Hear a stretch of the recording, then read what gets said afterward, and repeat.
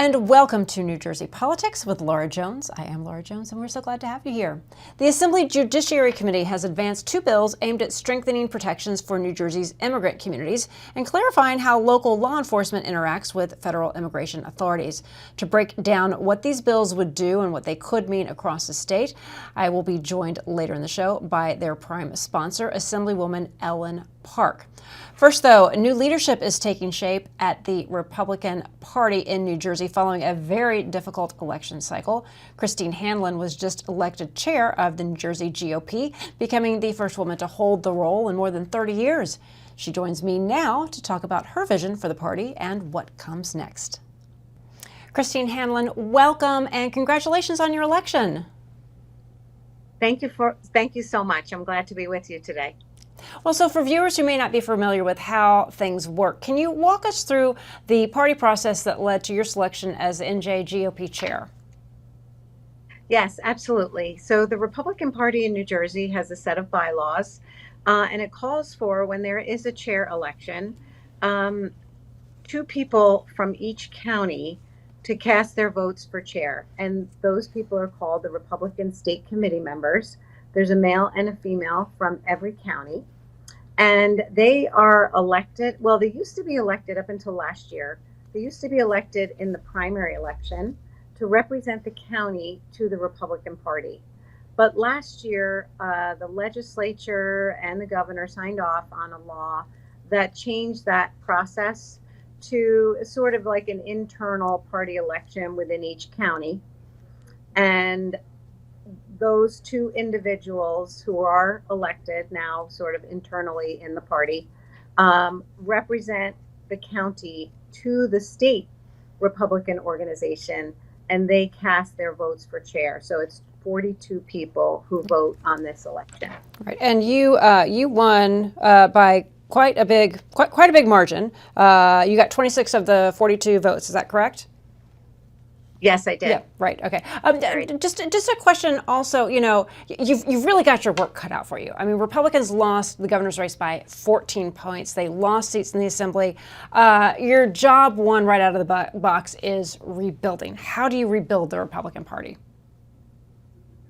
Yes. Well, it comes to trying to unify people, get the party on a strong footing, both financially and from an organizational perspective.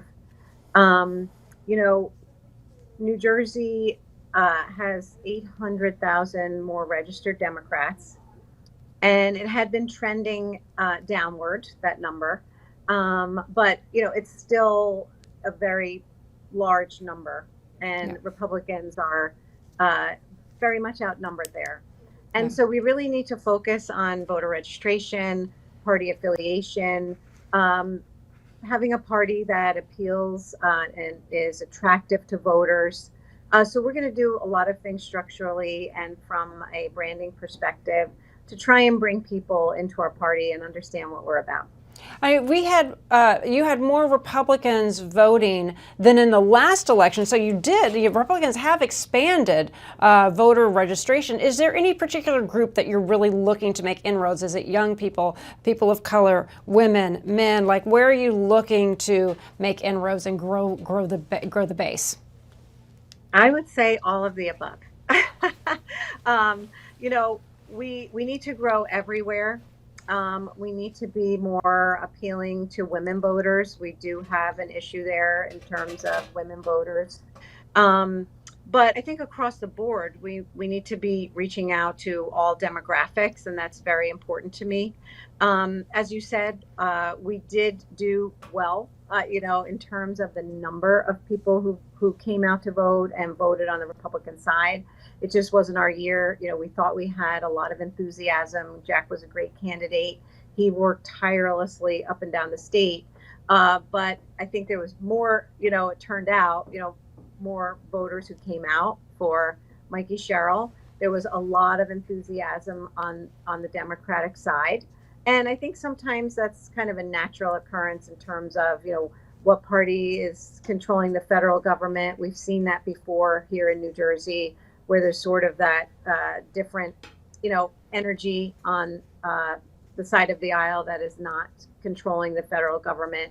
But, in terms of appealing to voters, we are very focused on, affordability issues. This is something that you hear all across the state, that New Jersey is really not affordable and people are moving south because of that reason. And that really hits seniors. It hits young people. I worry that my kids who are, getting to that age of potentially getting married soon and settling down, will they want to be here in New Jersey? I really want them to be here, but there's an affordability crisis that really cuts across the board in terms of demographics. And that's something that we really want to hone in on and make that part of our platform going forward. All right, so you've talked a lot about party unity since the election. So what does unity actually look like in practice? Because we have different parts of the Republican Party, some leaning a little bit more to the right, some leaning a little bit more to the left, and then you have those Republicans middle of the road.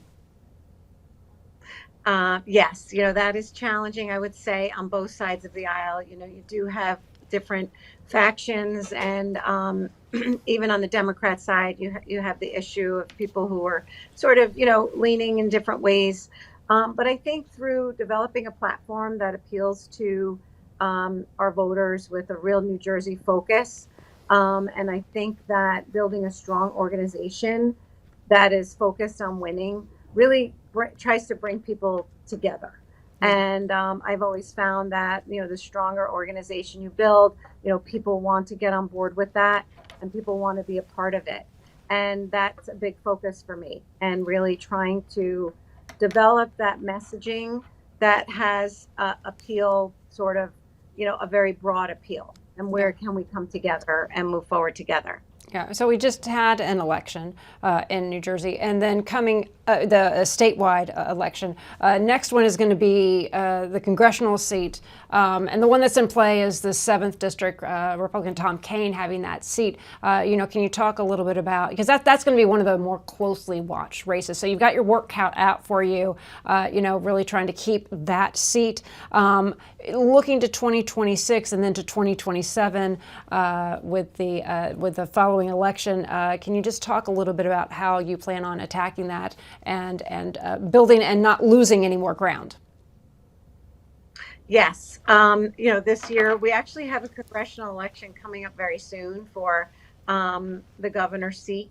The CD11 is coming up very soon, and we'll be focusing on that.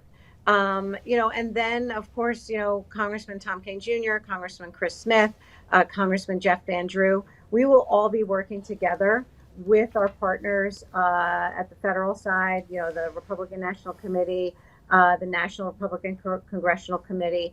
We will be working very hard and really focusing in on and working together and focusing in on maintaining those seats and really trying to pick up seats.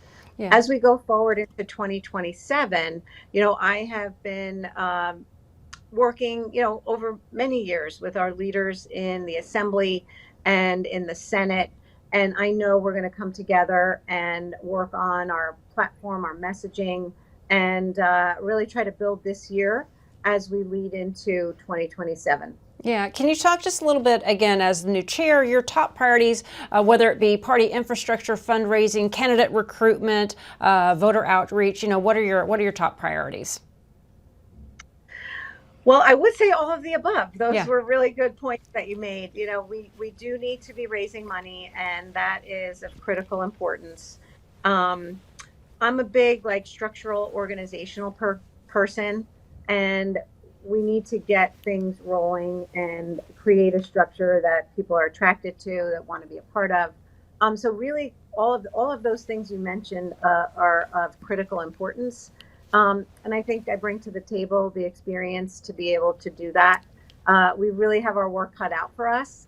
But, I really think that we have, a lot of positive days ahead, and, hitting the ground running to make this happen.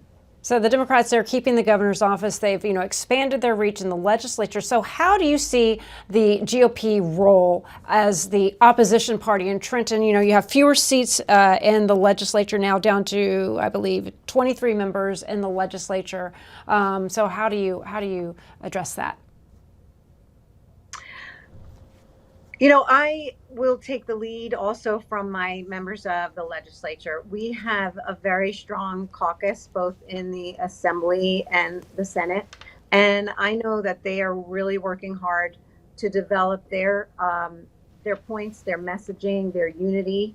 And they will be focusing, I believe, on real affordability issues here in New Jersey, because that really is what is driving the conversation. If you're on social media, if you are, watching the news, people are hurting in that regard. And I think our Republicans are really going to be focused on that across the board. Yeah. And really, can you talk a little bit about younger voters, new voices, really, playing a future, talk about things on social media. That's where a lot of it is at right now. So can you talk about the role you see younger voters playing? Younger voters are going to play a big role. We have seen on the Republican side of the aisle a real growth of our younger Republicans. We have seen so many. Last year, there were so many volunteers, so many young people who actually came from across the country to help with the Jack Ciattarelli campaign and help the Republicans. So we see younger voters and younger people who are interested in politics and interested in their future and want to stay here in New Jersey, really getting involved. We did have on the Republican side of the aisle, young people get elected, school board and local council, and we're really proud of that. And one of my missions, my kids, I have 4 kids, ages 19 through 25, and they like to be involved. And I see that their friends like to be involved. So they're really tuned in, especially because of social media. Elections have become, and politics has really just become part of everyday life. You can't get away from it. And I see young people getting very engaged because they see it on social media, they see it on TV, they see it while they're watching a football game or, sports games.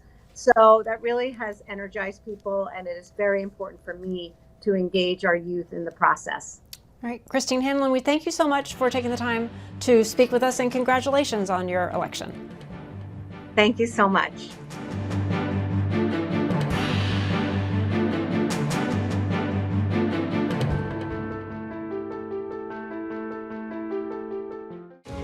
At AmeriHealth, we understand what's important to you. It's why we offer some of the lowest cost health plans in New Jersey, with access to one of the state's largest networks of doctors and hospitals. Plus, with free 24/7 virtual care, you can see a doctor anytime and anywhere. And we're committed to giving back to help make a difference in our communities. Learn more at AmeriHealth.com. A health plan for everyone. Play it like the New York Sirens. Live in the spotlight. Etch your name in lights. Embrace the noise. And when it calls you, turn it up. Get louder. Play it like they'll hear us everywhere. Because this is our team. New York Sirens. Play it big.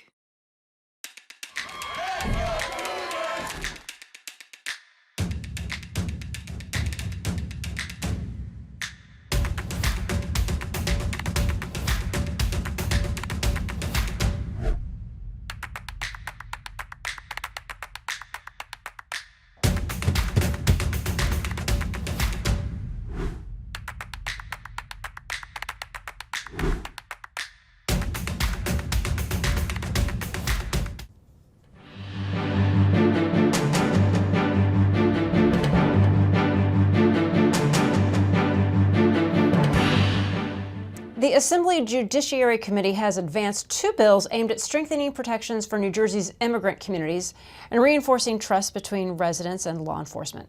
One bill would put the state's existing immigrant trust directive into law, while the other would create protections for sensitive locations like schools, hospitals, and places of worship. Joining me now is Assemblywoman Ellen Park, a Democrat from Bergen County, chair of the Judiciary Committee, and an immigrant from South Korea. Assemblywoman Ellen Park, welcome. It is so good to have you here. Thank you for having me. Oh, good absolutely. to be here. Yeah.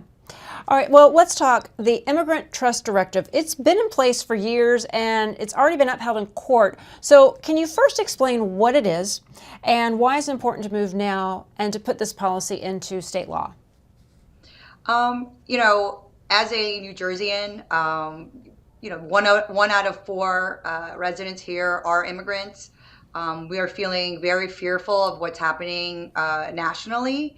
And so we don't want that here in New Jersey. And so there's definitely, not only is it important, but it's urgent that we pass this as soon as we can. Yeah, and can you explain what the Immigrant Trust Act is? Yes. So what it is, well, there are three parts, right? There is the Attorney General's directive that we're codifying. So that basically we want to make sure that our residents are protected so that the three parts is their data is not shared from hospitals or schools or police saying that, that they're non-documented. And the other part is that they can also call 911. They can go to the hospitals, they can go to schools, and they won't be detained there. And Assemblywoman, so there's a third part as well. What is that? The third part is codifying the current AG's directive in that local and state police should not help assist federal ICE agents to detain, residents who don't have any kind of criminal conviction. They don't have a warrant. And this way, we protect our residents and build that trust that they're not going to be just picked up and detained for what they look like and their status of their immigration. You were mentioning a little bit about schools, hospitals. The Safe Communities Act focuses on protecting information and also sensitive locations, schools, hospitals, places of worship. So what in the bill would change the practice? And again, can you just talk about why these spaces are so important for immigrant families? Yes, I mean, first of all, these are basic amenities. If you're injured and you need to go see a doctor, you have an emergency, you should be able to go to the hospital without, fearing that you're going to get detained there.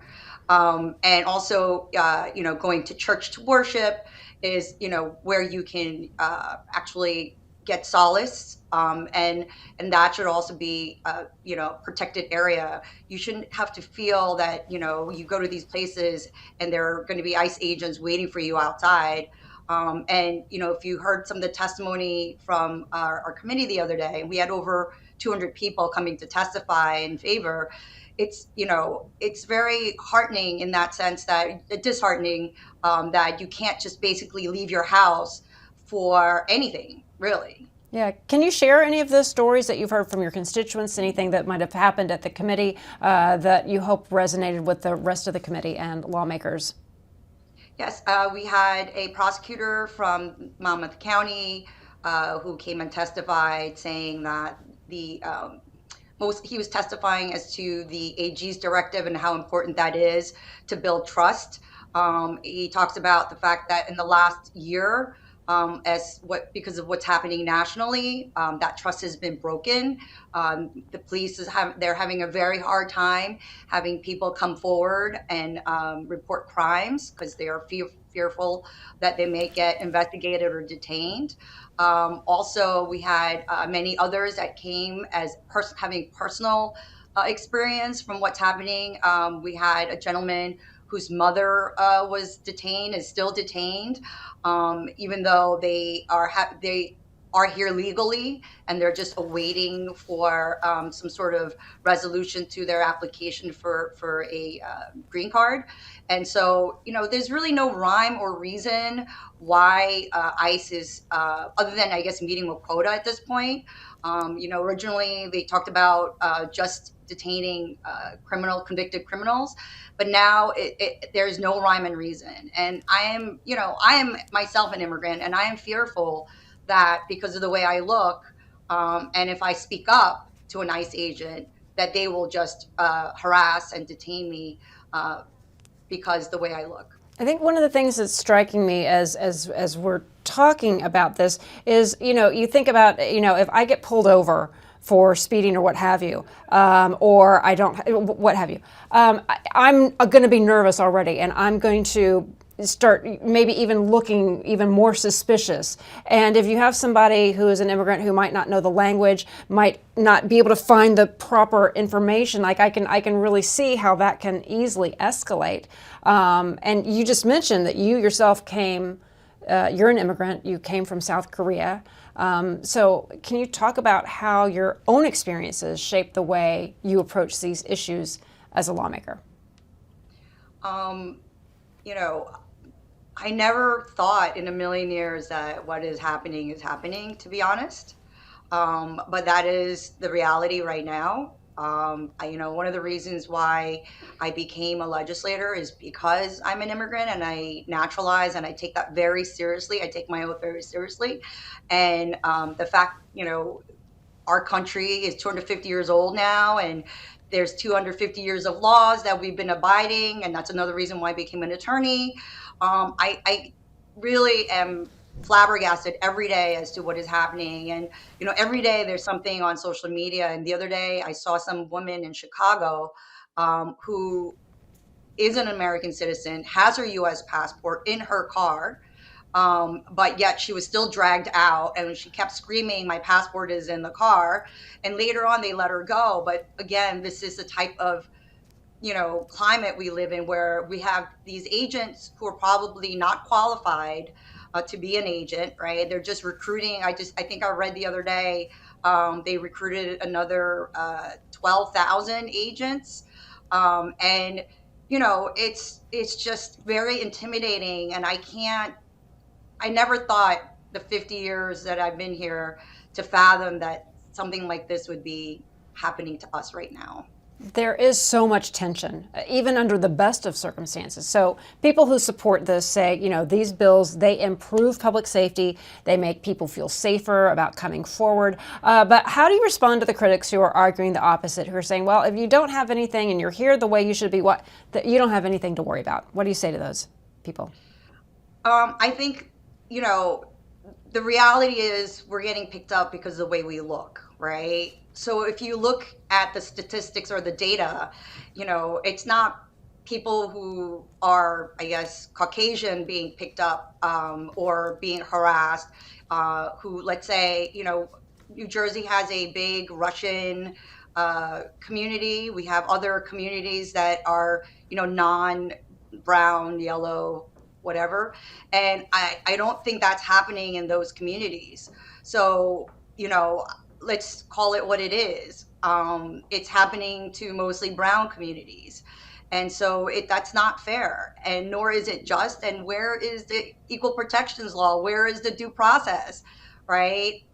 Yes, through due process, if the person that's being detained was here illegally, they should go back to their country, or there should be some sort of final order, but that is not what is happening. Well, now that these bills, they've advanced out of committee, what comes next, and what do you see as the biggest challenge ahead? I'm hoping that people are being more empathetic to what is happening. Again, it's not just about what you see, on paper, because, like I said, this is happening mostly to brown communities, Black and brown communities. And so I'm hoping that it will be passed through the Senate end of this week, and also through the Appropriations Committee tomorrow, I believe, and that our current sitting governor will take this very seriously and see this as a need and urgent matter that needs to be pushed. And you know what? I feel if we protect one person, we're protecting everyone, and that's what we've always been about. And so, again, I think this would be for the greater good and not just for the immigrant communities. Assemblywoman, we thank you so much for taking the time to talk about this legislation and also share part of your personal story as well. Thank you. Thank you. Thank you so much. And that'll do it for today. I'm Laura Jones. Thanks so much for watching New Jersey Politics. We look forward to seeing you back here next time.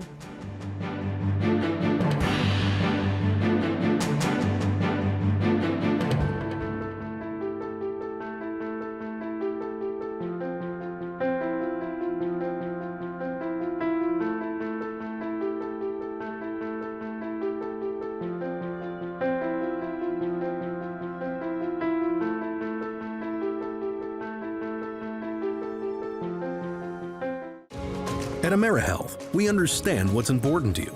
It's why we offer some of the lowest cost health plans in New Jersey, with access to one of the state's largest networks of doctors and hospitals. Plus, with free 24/7 virtual care, you can see a doctor anytime and anywhere. And we're committed to giving back to help make a difference in our communities. Learn more at AmeriHealth.com. A health plan for everyone. Play it like the New York Sirens. Live in the spotlight. Etch your name in lights. Embrace the noise. And when it calls you, turn it up. Get louder.